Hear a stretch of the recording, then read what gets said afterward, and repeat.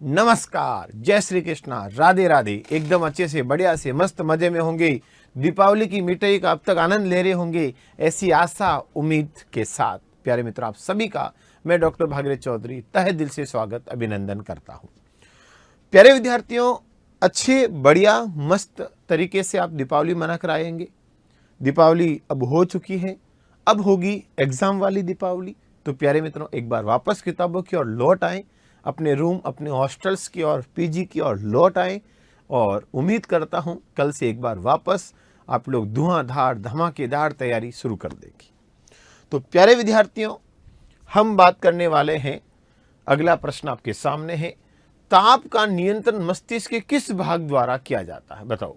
Body के अंदर जो टेम्परेचर कंट्रोल होता है, इसका नियंत्रण किसके द्वारा किया जाता है?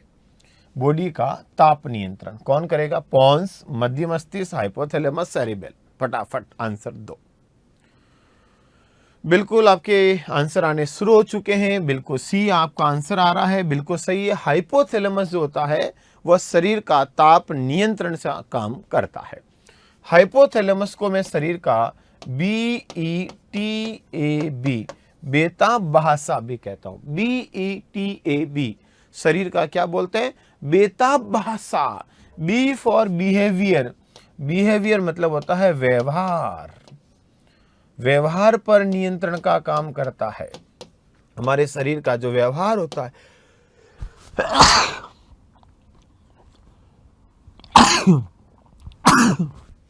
व्यवहार पर कंट्रोल का काम कौन करेगा? हाइपोथैलेमस। प्यारे मित्रों, ई मतलब एंडोक्राइन, अंतःस्त्रावी। एंडोक्राइन अंतःस्त्रावी पर नियंत्रण का कार्य करता है। और टी फॉर टेम्परेचर, शरीर का ताप नियंत्रण करता है। ताप नियंत्रण। ए फॉर ANS, स्वायत्त तंत्रिका तंत्र।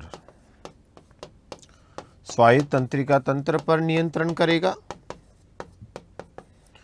और प्यारे मित्रों, बी फॉर भूख प्यास का केंद्र। भूख प्यास का केंद्र कहा जाता है किसको? हाइपोथैलेमस को। तो यहां आंसर हो जाएगा हाइपोथैलेमस। आपको पता है, यह हाइपोथैलेमस अग्र मस्तिष्क के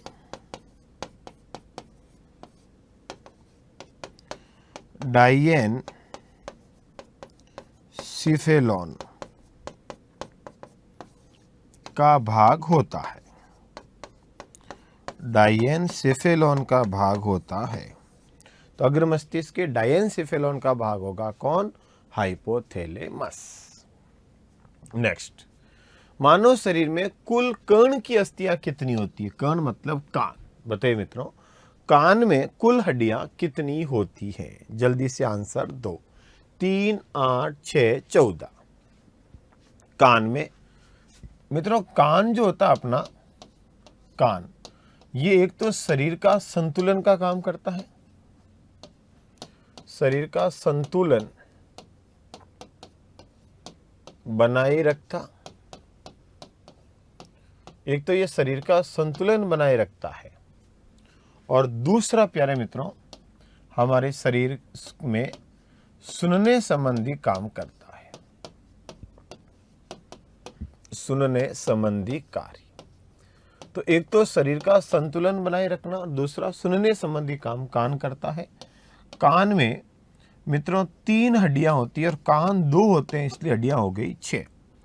3 हड्डियां होती हैं, एक कान में 3, दूसरे कान में 3, तो टोटल हो गई 6। इसमें होती है मित्रों MIS, मतलब होती है मैलियस, इनकस और स्टेपीज। मैलियस, इनकस और स्टेपीज। कितनी हड्डियां हो गई मित्रों? 3। तो आंसर हो गया 6। अरे सर 6 कैसे? एक कान में 3 है, कान 2 है, इसलिए हो गई टोटल 6। क्लियर? एकदम फिक्स, टोटल 6। ताप नियंत्रण, नियमन व रक्त शर्करा नियमन किसका काम है? बताइए। ये प्रश्न तो आप पकड़ लोगे अच्छे से, सिंपल सा प्रश्न है आपके सामने। बताओ मेरे प्यारे विद्यार्थियों, जल्दी से आंसर दो।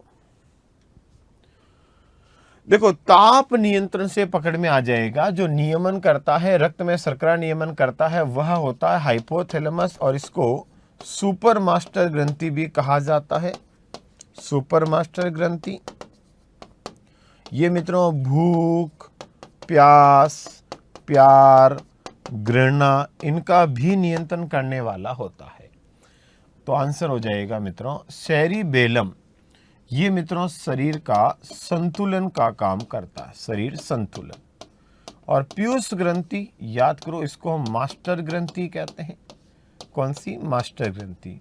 और मेरुरज्जु, ये मित्रों मस्तिष्क का सहायक होता है। असिस्टेंट ऑफ ब्रेन, मस्तिष्क का सहायक अंग होता है, जो कि प्रतिवर्ती क्रियाओं को नियंत्रित करता है।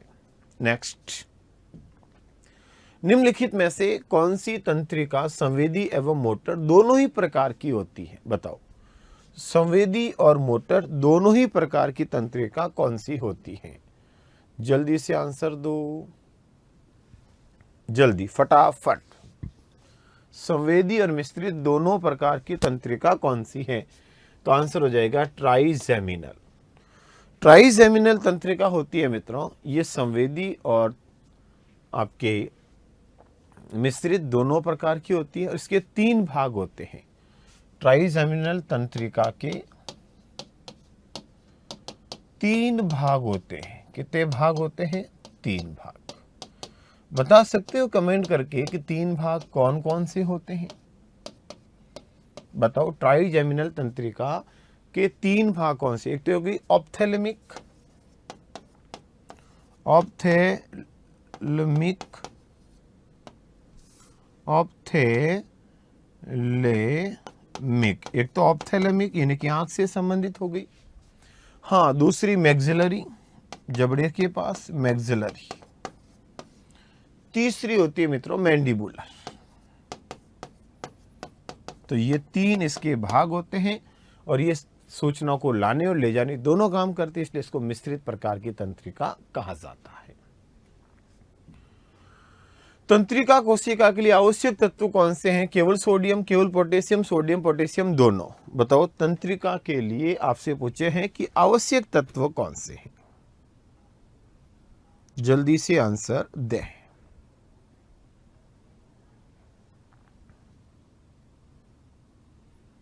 आवश्यक तत्व कौन से हैं, ये आपसे पूछा है।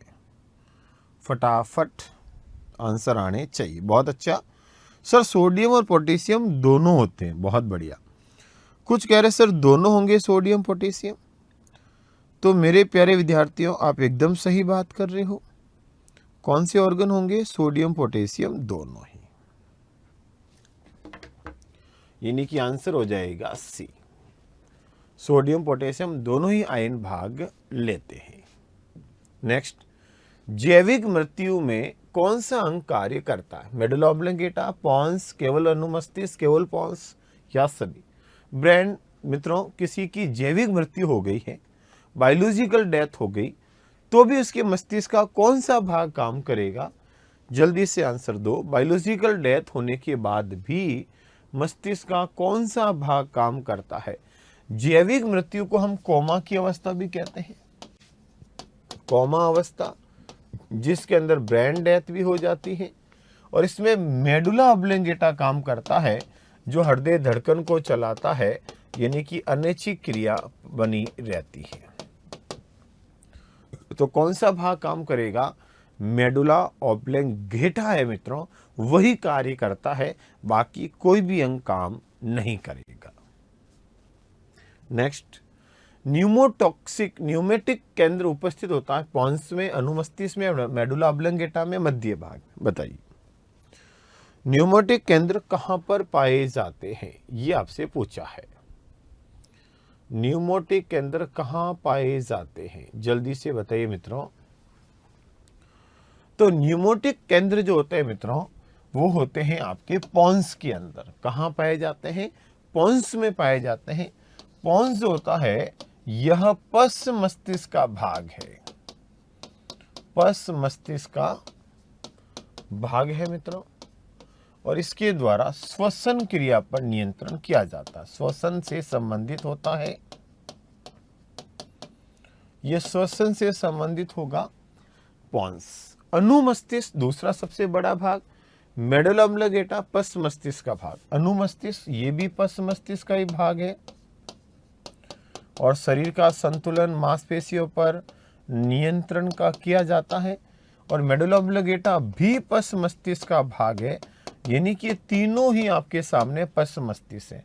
मध्य मस्तिष्क के दो भाग होते हैं, एक होता है कार्पोरा क्वाड्रिजेमिना जिसमें श्रव्य और दृश्य बिंदु पाए जाते हैं, और दूसरा होता है सेरिबल पेंडिकल।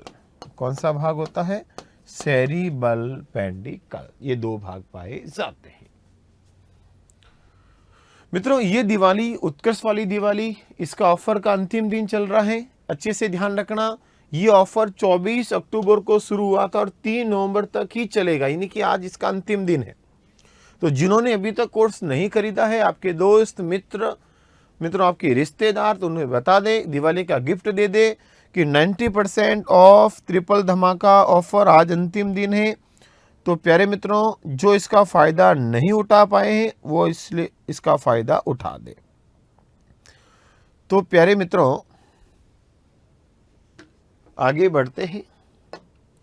उत्कर्ष बुकशाला में भी जितने भी पुस्तकें उपलब्ध है, इन सभी पुस्तकों के ऊपर, बुक्स के ऊपर मित्रों 80% तक का डिस्काउंट चल रहा है। जो अलग अलग तैयारी कर रहे हैं उनके नोट्स है मित्रों, उत्कर्ष के जो ऑफलाइन क्लासों में नोट्स दिए जाते हैं वो सभी नोट्स भी आपको यहाँ पर बहुत ही 80% अप टू 80% प्यारे मित्रों छूट के साथ उपलब्ध है। तो आप लोग इनको भी सेलेक्ट करके अपने तैयारी को और बढ़िया कर सकते हैं। और उत्कर्ष के अंदर जितनी भी पुस्तकें हैं मित्रों, सब पर ही बुकशाला में 80% तक का डिस्काउंट चल रहा है। और याद रहे यह अंतिम दिन है आज। चलिए अगला प्रश्न है कि निम्नलिखित में से कौन सा क्लाइनफेल्टर के सिंड्रोम का प्रतिनिधित्व करता है? क्लाइनफेल्टर सिंड्रोम, फटाफट आंसर दें। क्लाइनफेल्टर सिंड्रोम का प्रतिनिधित्व करने वाला इनमें से कौन सा ऑप्शन सही है? जल्दी से आंसर दीजिए। Klinefelter syndrome. मित्रों क्लाइनफेल्टर सिंड्रोम में कुल गुणसूत्र हमारी बॉडी में कितने होने चाहिए थे? 46, लेकिन बेटा इसमें कुल गुणसूत्र हो जाते हैं 47 हो जाते हैं। हमारे शरीर में गुणसूत्र होने चाहिए थे 46, पर होंगे मित्रों 47, यानी कि गुणसूत्र एक एक्स्ट्रा हो जाता है। 22 प्लस XX या XY होना चाहिए। यहां पर 22 प्लस XY तो होगा, साथ में एक X अतिरिक्त होता है, तो एक एक्स्ट्रा होता है। तो यह एक ऐसे पुरुष होते हैं मित्रों जिनके अंदर एक X गुणसूत्र अतिरिक्त होने के कारण महिला के लक्षण भी पाए जाते हैं। तो इनमें शुक्राणु का निर्माण भी नहीं होता है, ये बंदी भी हो सकते हैं। चलिए बढ़े आगे। नेक्स्ट, एक यूमनिज में, जाइगोट में, जिसमें पिता से वंशागत किया गया एक X गुणसूत्र है, तो किस प्रकार का बच्चा जन्म लेगा? लड़का लड़की X गुणसूत्र से बच्चे के लिंग का निर्धारण नहीं होता है। उपयुक्त में से कोई नहीं। बताइए। प्रश्न समझना अच्छे से। चलो आपको 1 सेकेंड का मैं टाइम देता हूं, इस प्रश्न को समझे। प्रश्न क्या कह रहा? प्रश्न की भाषा को समझ करके आंसर दो। बहुत शानदार भाषा है इस प्रश्न की।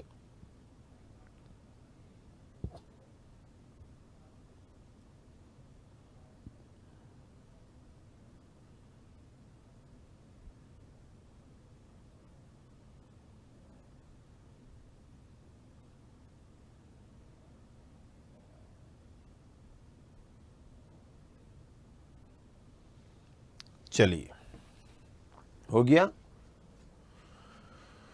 प्यारे विद्यार्थियों, एक युग्मनज में जिसमें पिता से वंशागत किया गया एक X गुणसूत्र, किस प्रकार का बच्चा जन्म लेगा? चलो बात करते हैं। बात करते हैं बेटा माता और पिता दोनों की बात कर ले। यहां होगा 22 प्लस एक्स एक्स, यहां होगा एक्स वाई। मित्रों यहां से तो तय है एक्स ही आएगा, यहां से एक्स आएगा, या यहां से तो तय एक्स आएगा, यहां से वाई आएगा। तो मित्रों एक्स आएगा तब तो हो जाएगी बालिका यानी कि लड़की, और यहां से वाई आएगा तो होगा भाई, नहीं तो होगी बाई। तो इसका मतलब अब प्रश्न को पढ़ते हैं। एक युग्मनस, ये हो गया युग्मनस मित्रों, जिसमें मां से तो एक्स आया, पिता से एक्स वंशागत हुआ, पिता से क्या आया एक्स, मां से एक्स, तो मित्रों ये क्या होगी लड़की। और पिता से वाई आता तो एक्स वाई तो भाई, जब तक पिता से नहीं आएगा वाई तब तक नहीं होगा भाई, तो होगी बाई। क्लियर मेरे भाई, और भाई आपको भी। तो याद रखना पिता से एक्स आ गया इसलिए वो क्या होगी लड़की होगी, नहीं तो क्या हो जाता लड़का। नेक्स्ट, आनुवांशिक पदार्थ का विनिमय कब होता है। जेनेटिक मटेरियल है मित्रों, उसका आदान प्रदान विनिमय कब होता है। कायिक जनन द्वारा, अलैंगिक जनन द्वारा, लैंगिक जनन द्वारा, मुकुलन द्वारा। बताइए फटाफट आंसर दीजिए मेरे प्यारे प्यारे विद्यार्थियों। आनुवांशिक पदार्थ का विनिमय कब होगा ये आपसे पूछा है, जल्दी से आंसर दें फटाफट, तुरंत प्रभाव से भी दे। आनुवांशिक पदार्थ का विनिमय कब होगा ये आपसे पूछा है। तो बेटा लैंगिक जनन में होता, हमेशा याद रखना लैंगिक जनन में एक विभाजन होता है जिसको हम कहते हैं अर्धसूत्री विभाजन, और अर्धसूत्री विभाजन के अंदर एक क्रिया होती है जिसको हम कहते हैं जीन विनिमय। क्या कहते हैं जीन विनिमय, या हम इसको कहते हैं क्रॉसिंग ओवर। और इस क्रॉसिंग ओवर की प्रक्रिया में आनुवांशिक पदार्थ का आदान प्रदान होता है, तो आंसर हो जाएगा लैंगिक जनन। और इसी द्वारा जीवों में विभिन्नताओं का स्रोत मानते हैं। किसको, क्रॉसिंग ओवर को विभिन्नताओं का स्रोत मानते हैं, जिसकी वजह से नए गुण उत्पन्न होते हैं। मेंडल ने मटर की फली में कितने विपरीत लक्षणों पर अध्ययन किया था। मित्रों मेंडल ने 7 जोड़ी लक्षणों पर अपना अध्ययन किया था। कितने जोड़ी, 7 जोड़ी लक्षण। याद होंगे आप सबको, एक बार कमेंट करके बताओ इसका आंसर क्या होना चाहिए आपके हिसाब से। मेंडल ने कुल लक्षण लिए थे 7 जोड़ी। कौन कौन सा, तो पहला लक्षण लिया था तने की लंबाई, तने की लंबाई। दूसरा लिया था तने के ऊपर होता पुष्प, तो पुष्प की स्थिति। और तीसरा लिया मित्रों पुष्प का रंग। पुष्प से बनेगी फली, तो फली की आकृति।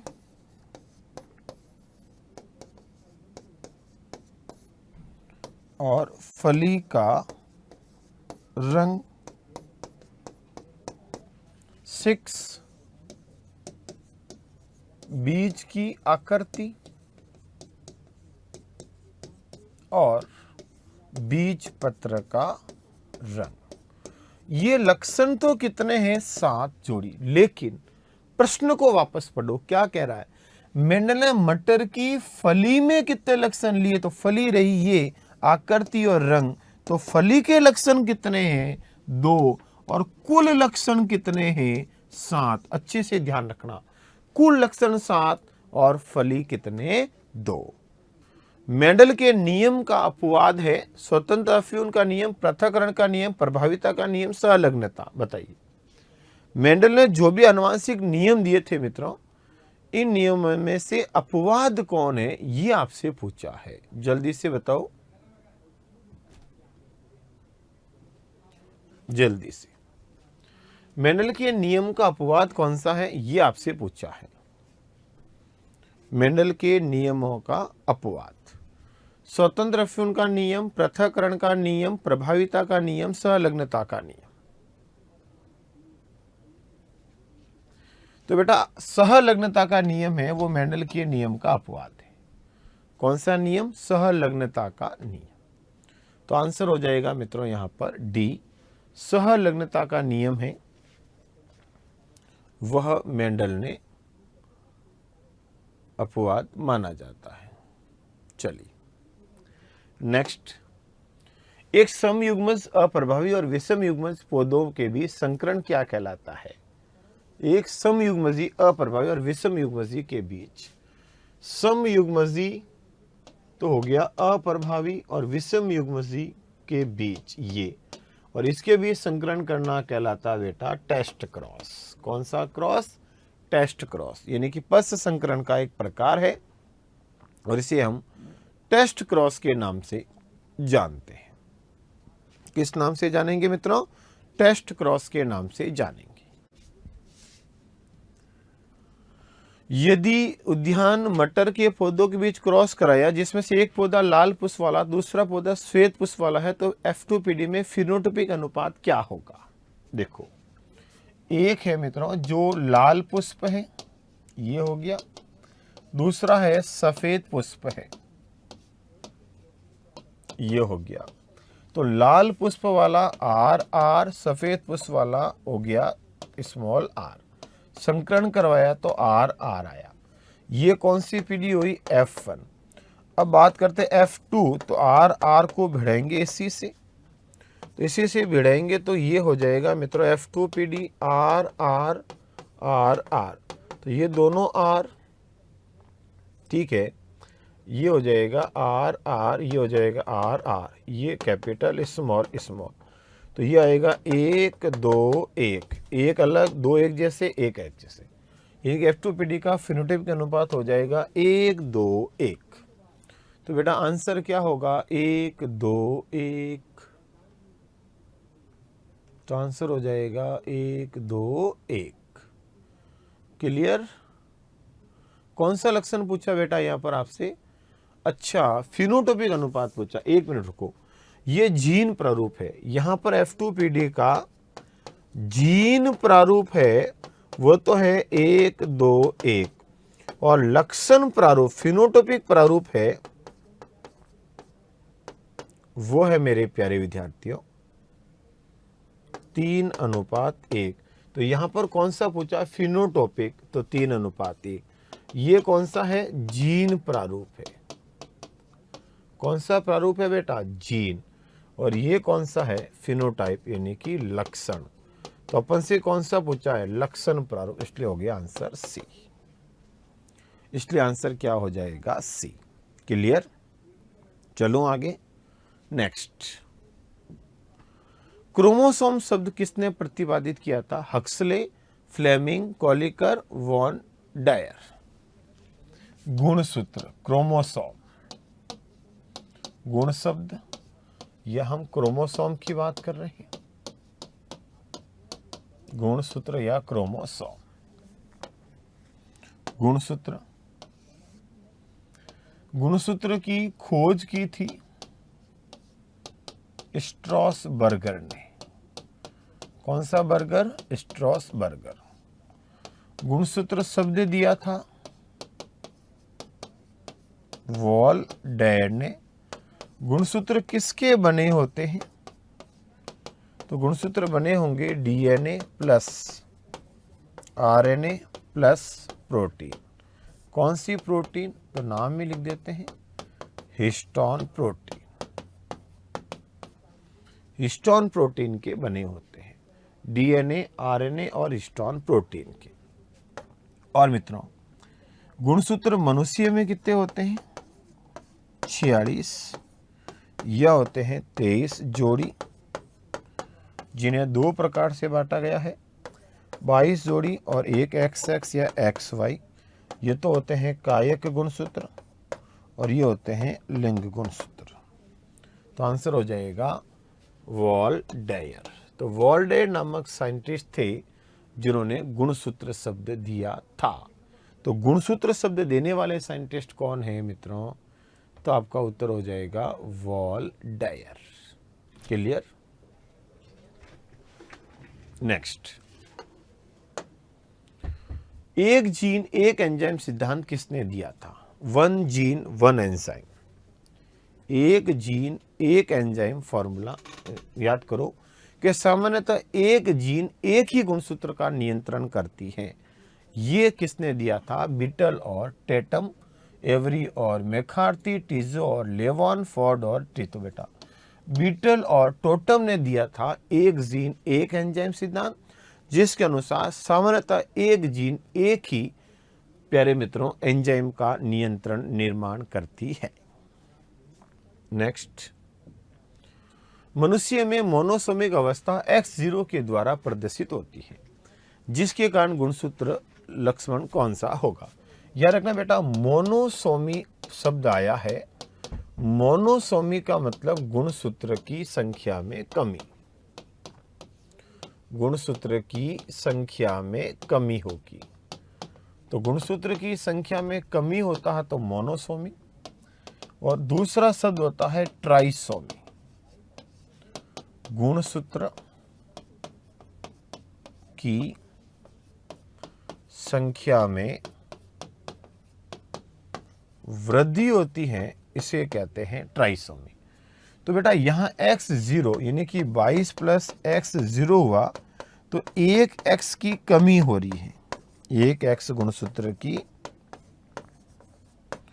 कमी, और X गुणसूत्र की कमी होना कहलाता है टर्नर सिंड्रोम। X गुणसूत्र की कमी, और मित्रों X गुणसूत्र की कमी होना हमेशा क्या कहलाएगा? टर्नर सिंड्रोम कहलाता है। कौन सा syndrome? Turner syndrome. Next, chromosome घटक ट्रिपल X से युक्त व्यक्ति किस रोग से प्रभावित होता है? Klinefelter syndrome, down syndrome, super female, Turner syndrome, बताइए। तो प्यारे मित्रों, क्लाइनफेल्टर सिंड्रोम जो होता है इसमें होता है 22 प्लस XXY। डाउन सिंड्रोम में याद करो 21वें गुणसूत्र में ट्राइसोमी हो जाती है, जिसकी वजह से रोगी का शारीरिक और मानसिक विकास नहीं होता है। सुपर फीमेल होता है 22 प्लस XX, जिसमें एक X एक्स्ट्रा हो जाता है, और टर्नर सिंड्रोम में 22 प्लस X0 एक X गुणसूत्र की कमी हो जाती है। तो एक X गुणसूत्र की कमी किस में होती है? तो आंसर आपके सामने है। चलिए बढ़ो आगे। क्लियर? सबका साथ और सबका विकास। बढ़ो आगे मेरे प्यारे विद्यार्थियों। चलिए, प्रश्न है, मंगोलिज्म एक आनुवांशिक विकार है? बिल्कुल सही है मित्रों, मंगोलिज्म एक आनुवांशिक विकार है जो एक अतिरिक्त गुणसूत्र संख्या की उपस्थिति के कारण होता है। कौन सा? बताइए। मंगोलिज्म मूर्ख कौन से गुणसूत्र के कारण होता है? तो बेटा मंगोलिज्म जो होता है, मंगोलिज्म, इसे हम प्यारे विद्यार्थियों आपको याद हो तो डाउन सिंड्रोम कहते हैं। कौन सा सिंड्रोम? Down syndrome. और इसमें रोगी का शारीरिक व मानसिक विकास नहीं होता है।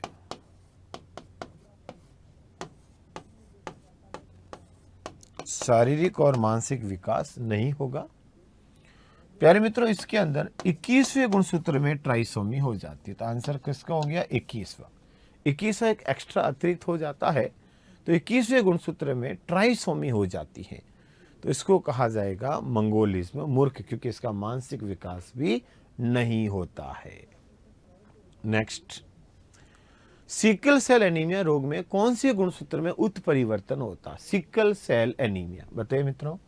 सिकल सेल एनीमिया जो रोग होता है मित्रों, सिकल सेल एनीमिया, बताओ मित्रों कौन से गुणसूत्र में उत्परिवर्तन होता है? इसके लक्षण है कि इसमें आरबीसी का जो आकार है, आरबीसी का आकार हंसियाकार हो जाता है। कैसा हो जाता है? आरबीसी का आकार हंसियाकार हो जाता। और मित्रों इसके अंदर 11वें गुणसूत्र में उत्परिवर्तन होता। कौन से? 11वें में उत्परिवर्तन। और 11वें गुणसूत्र में उत्परिवर्तन होने से ये रोग होता है। तो आंसर हो जाएगा बी। कौन सी क्रोमोसोम? 11। 11वें में उत्परिवर्तन होने से रोगी का शारीरिक और मानसिक विकास हंसियाकार हो जाता है, जिसकी और ऐसे रोगियों को कभी याद रखना मलेरिया रोग नहीं होता है, ये मलेरिया प्रतिरोधी होते हैं। क्या होते हैं? मलेरिया प्रतिरोधी। तो ये मलेरिया प्रतिरोधी होंगे। क्या होंगे मित्रों? मलेरिया प्रतिरोधी। क्लियर?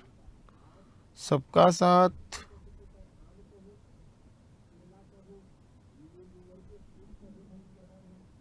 चलो आगे। नेक्स्ट, मानव की अंगुलियों में विकार कौन से रोग के लक्षण है? बताओ, अंगुलियों में विकार होना कौन से रोग के लक्षण है? यानी कि अंगुलियां संख्या कम ज्यादा नहीं, अंगुलियों में विकार हो जाता है। तो बताओ बेटा, कौन सा रोग होगा अंगुलियों में विकार? जल्दी से बताओ। एडवर्ड सिंड्रोम, याद रखना 18वें गुणसूत्र में ट्राइसोमी, 18वें गुणसूत्र में क्या हो जाती है? ट्राइसोमी। पटाउ सिंड्रोम, याद करो बेटा 13वें गुणसूत्र में ट्राइसोमी। मंगोलिज्म 21वें गुणसूत्र में ट्राइसोमी। तो आंसर होगा एडवर्ड सिंड्रोम, जिसके अंदर रोगी के अंदर 18वें गुणसूत्र की पुनरावृत्ति हो जाती है। तो अंगुलियां अतिवृद्धि, कम ज्यादा, छोटी बड़ी, कटी फटी होती इस रोग के लक्षण हैं। अंगुलियां की अतिवृद्धि, कटी फटी इस रोग के लक्षण होते हैं। क्लियर? तो मेरे प्यारे विद्यार्थियों, ये थे अच्छे, बढ़िया, मस्त, शानदार प्रश्न। मिलते हैं फिर एक बढ़िया और शानदार क्लास के साथ। Thank you.